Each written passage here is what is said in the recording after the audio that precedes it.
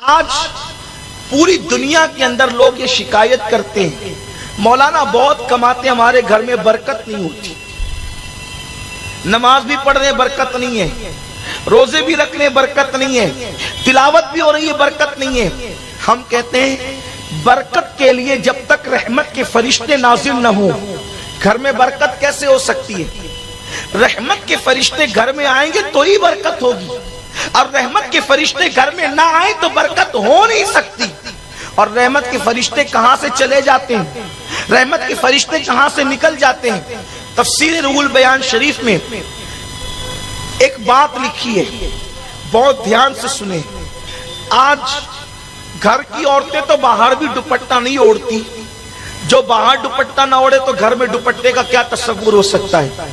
حالانکہ تقویٰ یہ ہے کہ عورت اگر اکیلی ہو، کوئی نہ ہو، تو بھی کم سے کم وہ اپنے سر کے بالوں کو چھپا کر کے رکھے، کیونکہ جب کوئی نہیں ہوتا ہے تو فرشتے اس کے ساتھ ہوتے ہیں، تو فرشتوں کے احترام میں وہ کم سے کم اپنے سر کے بالوں کو چھپا کر کے رکھے۔ یہ عورت کے لیے حیا ہے، اور عورت اگر بے حیا ہو جائے تو پھر سماج سے حیا ہی ختم ہو جائے گی۔ لوگ کہتے ہیں کہ یہ مسلمانوں کو کیا ہو گیا، یہ عورتوں کو بہت مقید کرنا چاہتے ہیں۔ ہم مقید نہیں کرنا چاہتے کہ رکھتے ہیں۔ ارے ہم بازار میں کھانے کو بے حیائی سمجھتے ہیں، اس لیے کہ ہماری پلیٹ پر جو پیٹ میں جا رہی ہو، توجہ فرمائے، جو پلیٹ کا کھانا پیٹ میں جا رہا ہو اس پہ آوارہ لوگوں کی نظر پڑے، ہمارا مذہب اس کی اجازت نہیں دیتا۔ تو جو کھانا پیٹ میں جا کر ہضم ہو جائے اس پہ کسی کی نظر پڑے، ہمیں یہ پسند نہیں ہے۔ جو زندگی کا ساتھی بنے عورت، اس پر لوگوں کی نظر پڑے، ہم یہ کیسے گوارا کر سکتے ہیں؟ یہ تو بے غیرت لوگوں کا کام ہے، بے حیا لوگوں کا کام ہے کہ وہ عورتوں کو نمائش بناتے ہیں۔ ہمارے مذہب میں تو عورت کا مقام بڑا بلند ہے، اس کا مرتبہ بڑا بلند ہے، تو ہم عورتوں کو نمائش نہیں بناتے۔ عرض کر رہا تھا کہ عورتیں بالوں کی نمائش کری تو بیچاری گھر میں کیا دوپٹہ اوڑھے گی؟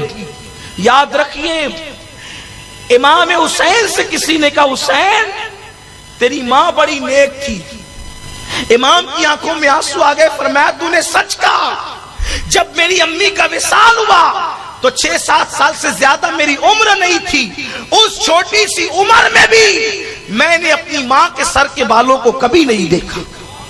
جس نے اپنے بیٹوں سے بھی اپنے سر کے بالوں کی حفاظت کی ہے وہ نبی کی شہزادی سیدہ فاطمہ الزہرا سلام اللہ علیہا ہے۔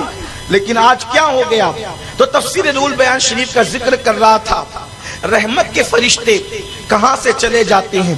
جب حضرت ابراہیم علیہ السلام کو آگ میں ڈالنے کے لیے نمرود نے علاوہ تیار کیا اور آگ جلائی، بہت بڑی آگ جلائی، اتنی بڑی آگ جلائی کہ وہ آگ جو ہے اس کا علاوہ جو اس کا حوض تھا وہ تقریباً 80 گز بتایا جاتا ہے، اور ہر بندہ اس میں لا کر کے لکڑیاں، کوئلے اور ایندھن ڈالتا، حتیٰ کہ عورتیں منتیں مانتی کہ میرے بچے کو شفا ملے گی تو چرخہ کاٹ کر جتنی رقم آئے گی وہ سب ابراہیم کو جلانے کے لیے میں خرچ کروں گی۔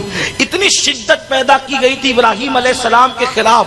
حضرت ابراہیم علیہ السلام کے لیے جب کئی دنوں تک کے آگ بڑھتی چلی گئی تو پھر ابراہیم علیہ السلام کو اب آگ میں ڈالا کیسے جائے گا؟ یہ ایک عجیب مسئلہ تھا ان کے لیے۔ تو شیطان نے آ کر انسانوں کو منجنیق بنانا سکھایا، گوفن جس کو کہتے ہیں منجنیق، وہ بنانا سکھایا۔ اور جب وہ لوگوں نے منجنیق تیار کر دی تو تیار کرنے کے بعد منجنیق اور گوفن آپ سمجھتے ہیں نا کہ رسی کھینچی جاتی ہے اور کھینچ کر کے چھوڑ دی جاتی ہے، تو جو پتھر رکھا ہوتا ہے اس پر جا کر کے لگتی ہے اور وہ بہت دور تک کئی میلوں تک کے پتھر جاتا ہے۔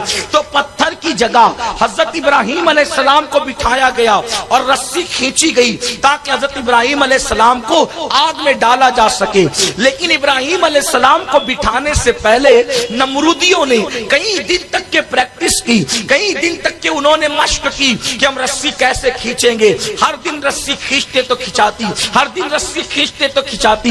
ایک دن ایسا ہوا کہ جب ابراہیم علیہ السلام کو آگ میں ڈالنے کی بات آئی تو ابراہیم علیہ السلام का कुर्ता उन्होंने उतार लिया और इब्राहिम अलैहिस्सलाम को बिठा दिया मंजनीक के सिरे पर। फरिश्ते आओ फुगा करने लगे, रब से अर्ज करते मौला एक ही बंदा तो तेरा नाम लेता है, उसे भी जला दिया जाएगा, हम उसकी मदद करने के लिए जाना चाहते हैं, हम उसकी इमदाद करना चाहते हैं। तो अल्लाह ने फरमाया ठीक है जाकर के इमदाद करो। इधर से नमरूदी रस्सा खींचते हैं और उधर से फरिश्ते रस्सा खींचते हैं। तो फरिश्तों की ताकत के सामने नमरूदियों की ताकत फेल हो गई। तो उन्होंने कहा कल तक की ये रस्सा तो आसानी से खिंचा रहा था, आज ये क्यों नहीं खिंचाता? तो उस वक्त तो शैतान एक बुढ़े की शक्ल में आया और आने के बाद कहा कि ये रस्सा अभी खिंचा जाएगा, ये रस्सा अभी खिंचेगा, एक चंद औरतों को बुलाओ। चंद औरतें बुलाई गई और जब औरतें बुलाई गई तो उसने कहा इन औरतों से कहो कि अपने दुपट्टों को उतार दे। जब उन लोगों के दुपट्टे उतार दिए गए तो रस्सा खिंचा गया। लोगों ने पूछा हैरत है अब तक की रस्सा नहीं खिंचा रहा था, औरतों ने आकर के दुपट्टा क्या हटाया कि रस्सा खिंचा गया। अस्सलामु अलैकुम वरहमतुल्लाहि वबरकातुहू। मेरे प्यारे अजीज दोस्तों, भाइयों और बहनों, जैसा कभी आपने हमसे बड़े आलिम सैयद अमीनुल कादरी साहब के ज़बान से बयानात को समाअत कर लिए, तो अगर आपने शुरू से लेकर एंड तक बयान को सुने होंगे तो आपको अच्छी तरीके से मालूम चल ही गया होगा कि हमारे घरों में और आपके घरों में गरीबी क्यों आती है, किस वजह से आती है, इसकी हकीकत क्या है। मैं आपका मेहजबान कारी तस्बीह आलम, मैंने सोचा कि चलो यार आजकल के हमारे मुसलमान भाई 100% में से 90% लोग इस चीज में मुब्तला है, जिनके घर में परेशानी है, बीमारी है और उनके घर में बरकत नहीं हो रही है, रोजी रोटी में बरकत नहीं हो रही है, वो मालदार होना चाहते हैं और दिनों दिनों गरीब होते जा रहे हैं। तो ये मेरा न्यू चैनल है, इसका नाम है मुस्कान ऑफिशियल TS। तो आपसे गुजारिश से रिक्वेस्ट है कि आप हमारे चैनल को सपोर्ट कीजिए और इस चैनल से आपको हर दिन एक अच्छी पैगाम मिलेगी। तो आप अभी तक चैनल को सब्सक्राइब नहीं किए हैं तो चैनल को भी सब्सक्राइब कर लीजिएगा और वीडियो को दूसरे भाई तक भी शेयर कीजिएगा, ताकि जिनको भी इसके बारे में मालूम नहीं है कि घर में गरीबी क्यों आती है। देखिए बहुत सारे लोग ये भी कहते हैं ना कि आपके घर में ये चीज है इस वजह से गरीबी आती है, या फिर आपके घर में ये चीज नहीं है तब जाकर आपके घर में बीमारी आती है। तो देखिए जिस घर में औरतें बेपर्दा हो, अब देखिए बरकत के लिए फरिश्ते होना जरूरी है।